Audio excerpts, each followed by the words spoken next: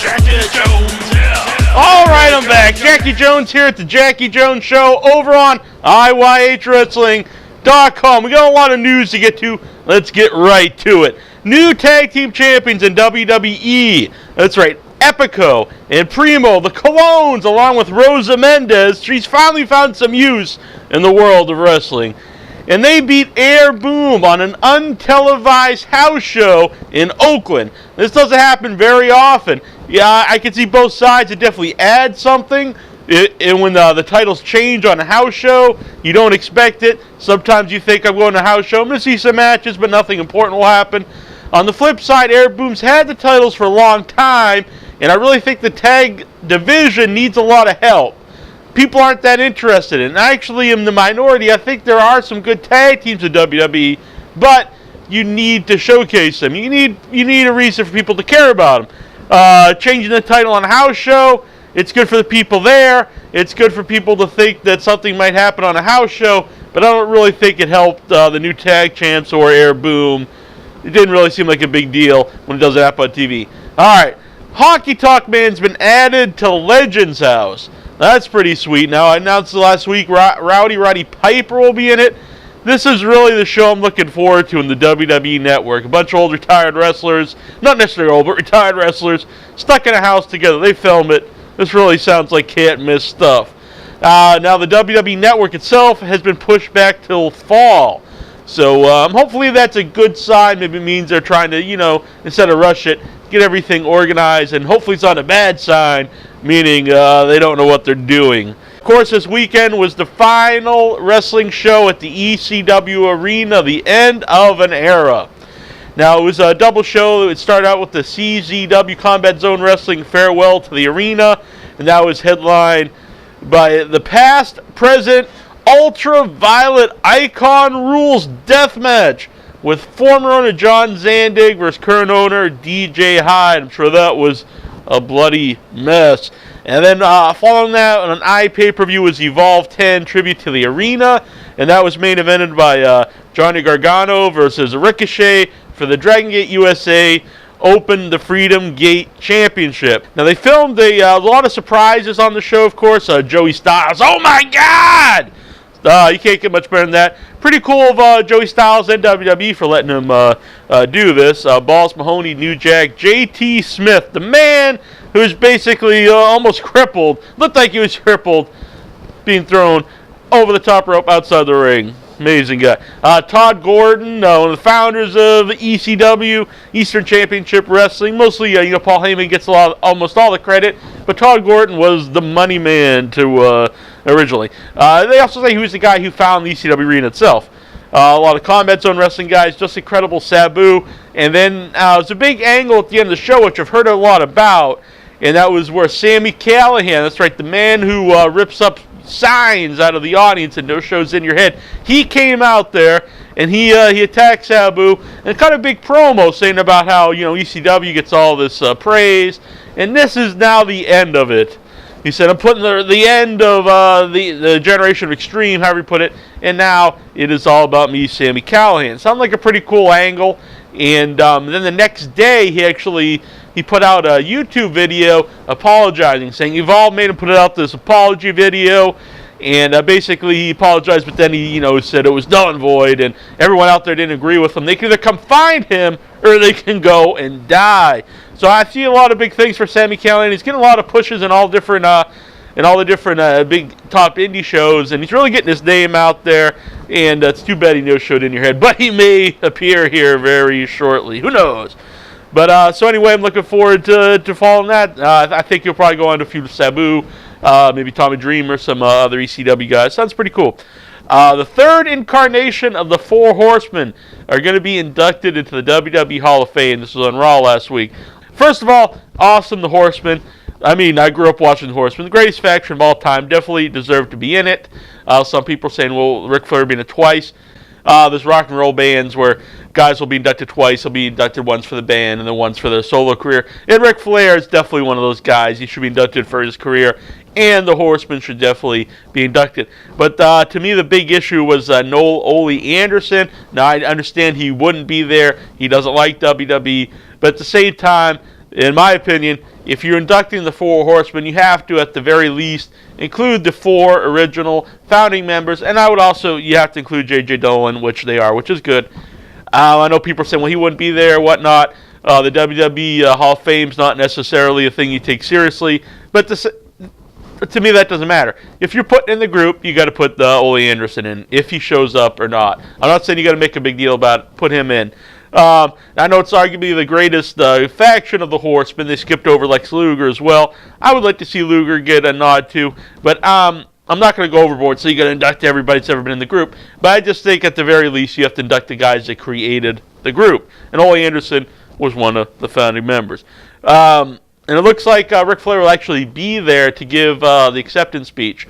TNA's kind of put in a spot here. I mean, do we let our guy go and work for WWE? They wouldn't do it if it was reversed. They wouldn't let a WWE guy work for TNA. I understand TNA's a lot smaller organization than WWE, and if they wouldn't let him do it, also people think, man, these guys are a bunch of a-holes. They're not letting Ric Flair go to the Hall of Fame. Kind of put in a bad position. There's really no win. They got to let him do it, otherwise they look really bad. But at the same time, you're letting one of your guys go and make a big, great moment for WWE. So Edge is inducted in the Hall of Fame. I said this on In Your Head last week. I think it's a little too early for him, but definitely guy deserves it. For the modern era, he's had the belt a lot of times, which I know not necessarily means a lot, but I think he's one of the bigger characters of the last 10 years for sure. So I think that's great. It's a feel-good moment. The man was injured, ended his career early. It's cool by me. I have no problem. Looks like Randy Orton will be back for the Royal Rumble. There's been a lot of talk that he's going to win the Rumble. Who knows? But it looks like he'll definitely be back for it. This was good news. I hope it's not just a one-off. Maybe they're just in his area or whatever. But Jamie Noble wrestled on a WWE House show versus Daniel Bryan. Now, that would be a hell of a feud if they would bring that to TV. Jamie Noble and Daniel Bryan. Matches would be outstanding. And I've always thought that Jamie Noble's really underrated all around, not just a wrestler, which I think a lot of people recognize. I actually think when this guy's given promo time, he's a great talker, especially when he was doing kind of the redneck gimmick with the woman from Tough Enough. That was good stuff. Name escapes me, sorry about that. But that was really good stuff. I actually think he's got a lot of charisma, too, when he's not just out there as a guy wrestling. I really thought if he would have been a foot taller, I think Jamie Noble, possibly a main event guy. I think he's older now and he's short and stuff, so that's not gonna happen. But I would like to see him come in, have a run with Daniel Bryan. I think it would be awesome. WWE had a pretty interesting article up. It was why do you chant "Let's go Cena"? Now listen to these. These are actual reasons WWE.com gave for why people love John Cena, and then they wonder why people dislike him when they read the reasons why people want to like him. He's an inspiration. Okay. I can live with that. He's a good boy. Now, can you in 2012 go out there and tell your fans that you like this guy because he's a good boy? I mean, who's gonna like that? Grandmothers? Come on. It's no guy probably any age is gonna say, man, I really like that guy because he's a good boy. Just it's mind-boggling. He thinks of the children. Now that's nice. That's nice. He thinks of the children, but. Come on, people. This isn't the 50s. People don't want to hear this guy really loves the kids. It actually has kind of a negative connotation to it, but I won't go there, of course. I mean, the guy does a lot of charity work. I'm not saying he doesn't. I don't think they should really bring that up for a reason. You should like this guy because he likes the kids. And he likes Zack Ryder, and he's not The Rock. Those were the reasons. Being not The Rock... Don't think that's a great reason to like the guy either, since The Rock is arguably, I'd say one or two the most popular guy of the last 20 years. Why would you not want to be The Rock? I don't know. He likes Zack Ryder. Whoop-de-doo. He likes Zack Ryder. Good for him. Now, they actually had part 2 of this. Why you chant, Cena sucks. This is right on WWE.com. They're actually promoting why people hate their top babyface. They're not on the top babyface. Forget about that. Their top character on the show. Why do you think he sucks? To me, this is just weird. I think I said this last week, but when you start hitting home every week why the fans like this guy, or even just pointing out that the fans don't like this guy, I think people are easily this peer pressure was what I'm saying. Kids, they would start smoking back in the day. They hear this, a little kid, you're like, this guy sucks. All the rest of the people think he sucks. Eventually, they're going to say, you know what? Everyone else thinks he sucks. I think he does too. And I don't think it's a good way to do it. Nonetheless, I'm going to go over some of these reasons. This is why people think he sucks. They're tired of his shtick. Okay? He's Hulk Hogan all over again. Why even bring attention to that? I don't understand it. He hogs the spotlight, I guess, and they think he can't wrestle. This is so bizarre for me to see on WWE.com when they talk about where a guy, I know they chant it and stuff, whatever. But interesting, this whole part was actually taken off the website last time I looked. They still have the part why you like him, but the part of why he sucks, there's actually a link to it, but the link no longer worked. I don't know if that was just a problem with the site or whatnot, but possibly they took this down. This Thursday on TNA Impact, they're actually going to have a knockouts steel cage match. It's interesting. You don't see that too often. Madison Rayne versus Mickie James. I believe this will be Mickie James' second cage match in TNA. Could be good stuff. I know people think I hate women's wrestling, but I guess TNA knockout division, head and shoulders, or TNA above the WWE Divas, definitely. Speaking of WWE Divas, Kelly, I think people probably have seen these photos, but they might not know this. The unedited Maxim photos, they went out there, and you could see the camel toe, basically, pretty right there in front of you. Now on her site, it was airbrushed out. Now something else a lot of people didn't talk about, but there's also a nip slip on one of these photos that Brains over at iWatchWrestling.com had noticed. And of course, on the ones on her website, there's her hair is covering that. So good out there, Brains. He is the nipple hound. WWE, they're looking for a new on-air announcer, and you can actually go on their corporate site if you think you got the goods and try out for that. And I also want to mention that the NWA title will be defended at the NWA Legends Wrestling Fan Fest this August. So that's pretty good stuff. If you guys got a news item for me, something you found funny, something you saw on Twitter, new merchandise item, anything that you think would be interesting or fun to talk about on the show, send me an email at jackisbackbrother@hotmail.com or send me a voicemail 508-644-8503. Got some new merchandise here in the world of wrestling. Not a lot on WWE side. They actually got the Miz Creepers, onesie for little babies. I'm awesome. You're not. It's kind of strange to me that they have a baby product for a heel, but what the hell? He's the Miz. These ones just blew my mind. The TNA celebrities. That's right. They're framed lithographs. They got three of them there. Jeff Hardy, RVD, and Velvet Sky. And they're basically them as zombies, I guess. This is very strange. It's not Halloween. Why they put these out, I have no idea. I mean, they're done well, but they're just bizarre. They're $100 a piece. Is anyone going to buy these? I have no idea. Just bizarre stuff from TNA. The ODB flask, I'm kind of a big fan of that. I dig that. I think that's a good merchandise item. Good on TNA for that one. This crazy Hulk Hogan cross T-shirt, almost kind of like a Triple H kind of deal. I don't know. I think your Hulk Hogan. The main thing about Hulk Hogan, it brings back memories of the Hulks are growing up. Why don't they just stick with the red and yellow stuff? In my opinion, maybe the black and white, the Hollywood stuff. These other merchandise items just doesn't really make a lot of sense to me for Hulk Hogan. But what do I know? All right. We got a new segment here on the show, Jack's Gimmick of the Week. That's right, I'm always spouting out gimmicks in your head, and during the week I'll think of them. Sometimes I'll just go out the window. No one will ever hear them except for maybe some people in the chat room. So I'm going to throw them out right here on the show. And this week I thought of a good gimmick for somebody. Now, last week we saw the debut of the Funkasaurus. You can hear on In Your Head. Not the biggest fan of it, but I kind of think if I did know Bruce Clay before, and if I didn't think he could be a really serious, great big man heel, I probably would have liked the gimmick. But nonetheless, it's out there. That's what he's doing now. So I'm going to go full force with it. Put a tag team with him. You got a new faction. You put a high-flying tag team with him. I was in even though he's not really a high-flying guy, but he's in developmental Dean Ambrose and maybe a Tyler Black. But I don't want to curse these guys because I actually think they could maybe do something good. Definitely not Claudio Castagnoli. So I'm going to say bring in Generation Me.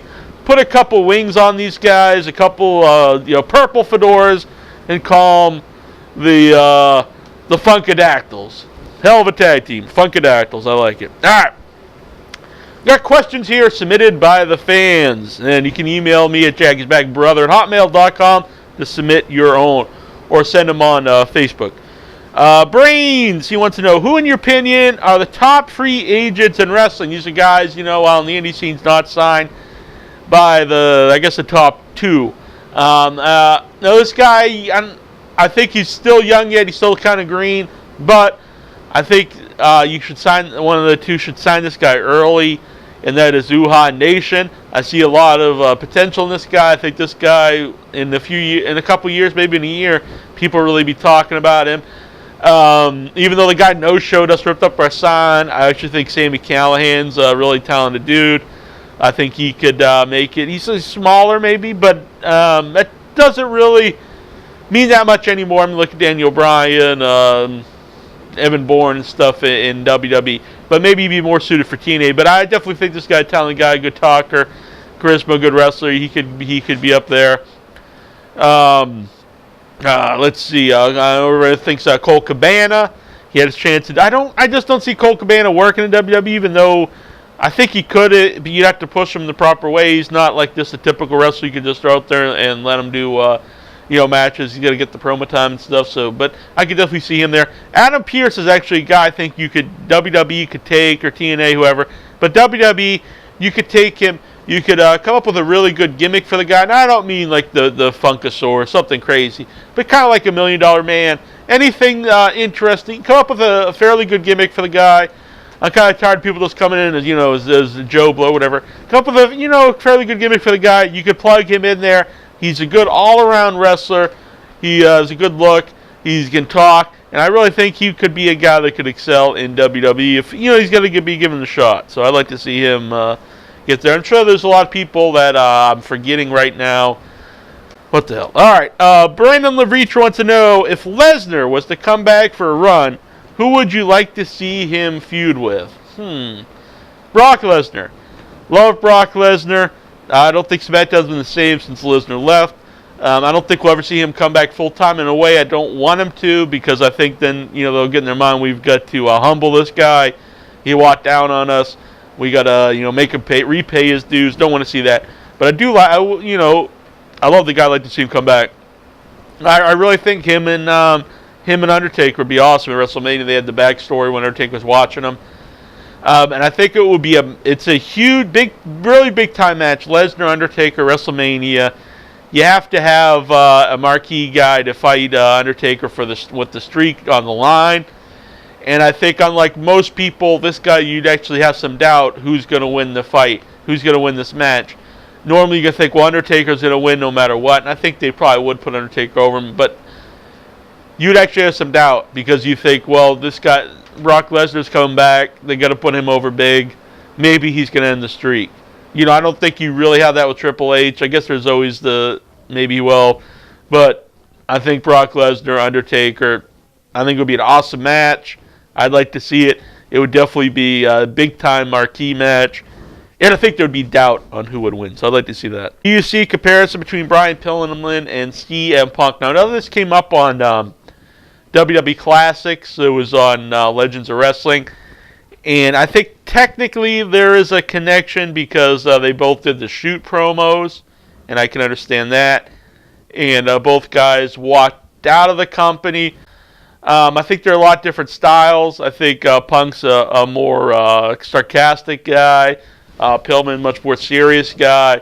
I also think, even though some of Punk's has too, but I think a lot of Pillman's shoot comments on Nitro went totally over people's heads.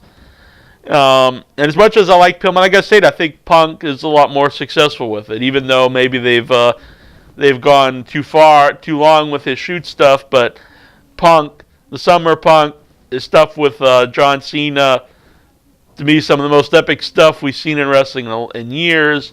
Him walking out of WWE with the title was huge. Pillman walking out of Nitro, going to ECW. I think it was big with the hardcore fans, and it's remembered today with a lot of the hardcore fans. But really, I don't think it was a very successful angle for him. on the mainstream. So I guess there's some connections, but I honestly think Punk's been more successful with it. Sarah Louise wants to know, how are you going to get your hat back from the Funkasaurus?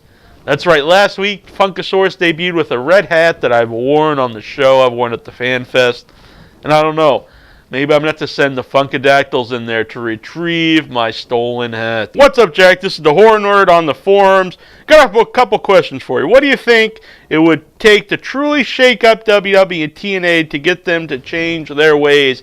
I really think if TNA would really skyrocket, I think it would make WWE take notice, and then they would make their show better to change with the times.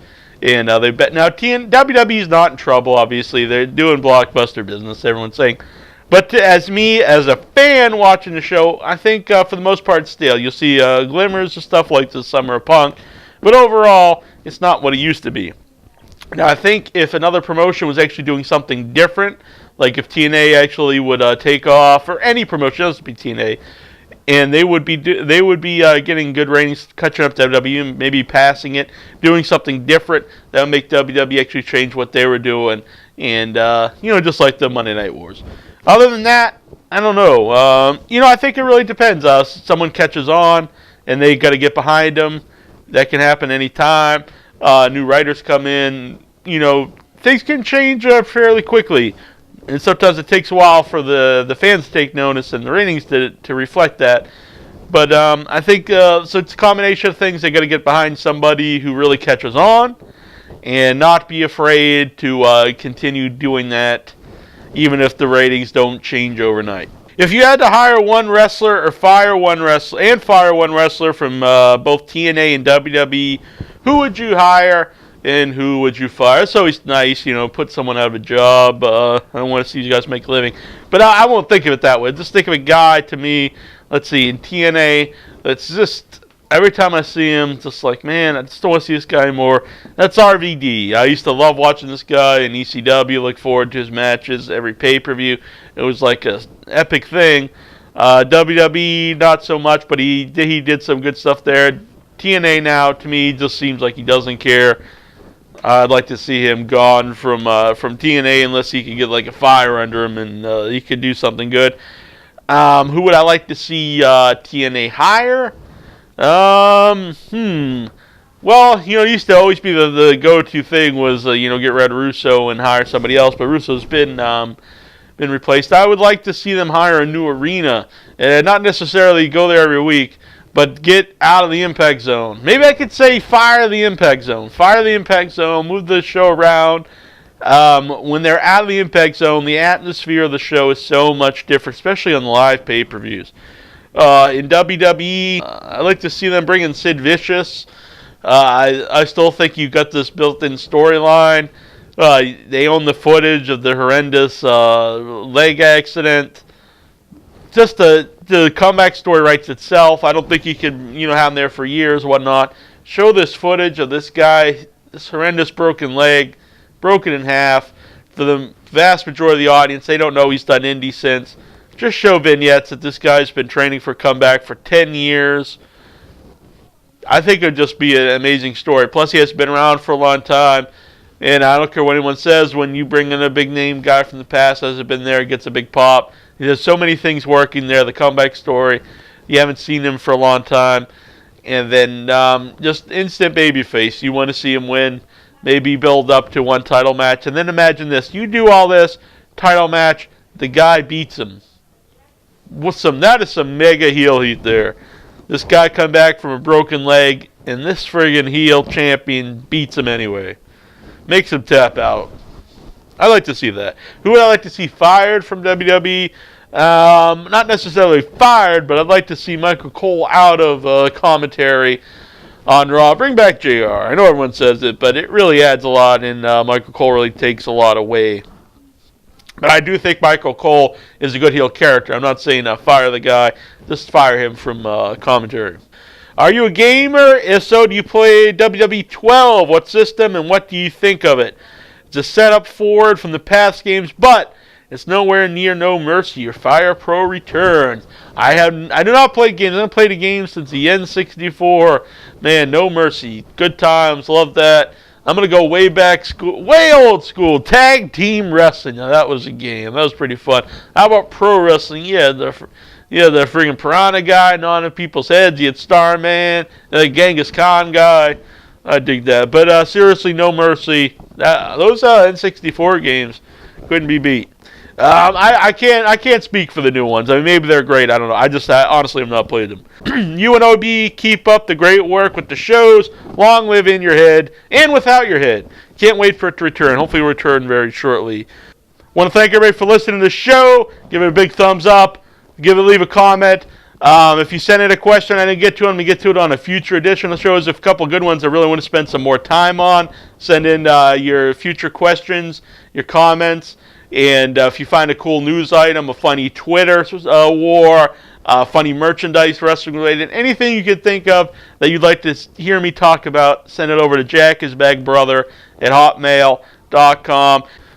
Good times, guys. All right, everybody, thanks for listening. See you next week. Oh, man!